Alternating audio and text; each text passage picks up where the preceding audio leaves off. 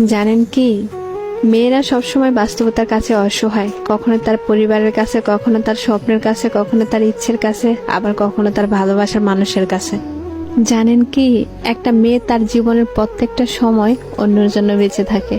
জন্মের পর বাবা মার জন্য, বিয়ের পর স্বামীর জন্য, সন্তান হবার পর সন্তানের জন্য। তাদের জীবনে কোনো চাওয়া পাওয়া থাকে না, যেটা থাকে সেটা হলো সবাইকে নিয়ে বেঁচে থাকার স্বপ্ন। মেয়েরা পারে না তাদের ইচ্ছা মতো চলতে, পারে না কাউকে ভালোবেসে সুখে থাকতে, পারে না তার ছোট ছোট স্বপ্নগুলো পূরণ করতে। যদি বাবা মার কথা মতো চলে তাহলে সে খুব ভালো মেয়ে, আর যদি বাবা মার কথা অবাধ্য করে চলে তাহলে সে খুব খারাপ মেয়ে। ভালোবাসার মানুষটির হাত ধরে সে চলে গেলে ভালোবাসার মানুষটির কাছে সে খুব প্রিয়, অথচ তার কাছে না গিয়ে যদি পরিবারের কথা মতো চলে তাহলে সে স্বার্থপর, বেঈমান। শুধুমাত্র একটা মেয়েই জানে এই সমাজে চলতে হলে কত বাস্তবতার সাথে যুদ্ধ করতে হয়।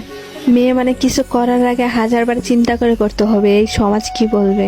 মেয়ে নামার শব্দটি এক একজন